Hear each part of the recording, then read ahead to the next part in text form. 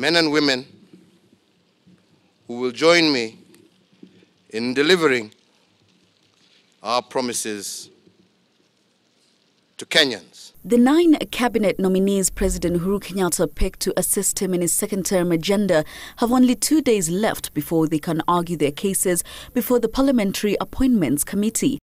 But to fly the coveted flag, they will each have 1.5 hours to respond to memoranda and affidavits presented by the public on their suitability or otherwise, as well as their integrity and conduct to hold state office, as outlined in Chapter 6 of the Constitution. It has provided for a template which is used, and the nominees are also given copies of it to make responses in advance, so that so as to make also the work of the committee easy in going through, so that members do not have to engage in issues that may not be necessarily relevant for purposes of vetting of cabinet secretaries. Citizen TV has learnt that so far no damning reports have been presented to the Parliamentary Appointments Committee on the nominees, save for a few questions of personal nature.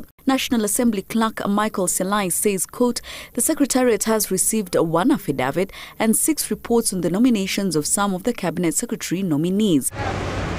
But the public still have until Wednesday should they wish to submit any memoranda. Selai saying he will refer the same to the committee for directions. However, the Kenya Human Rights Commission Chair George Kigoro and 2017 presidential candidate Ekuru Aukot have requested to appear before the committee to discuss general issues on the vetting process. Selai is saying the committee will meet before Thursday to deliberate on the issues. With the Parliamentary Appointments Committee keen on meeting the 14-day deadline prescribed by the law, they will hear from 5 nominees on Thursday and 4 on Friday before the committee breaks for a retreat to deliberate on the interviews and prepare a report, which it hopes to table before the House plenary on Tuesday, on the day the August House resumes from recess. The committee will, however, be faced as well with the headache of dispelling the notion that it will only be rubber-stamping the president's nominees, with NASA MPs restating their position to stay away from the process. As NASA,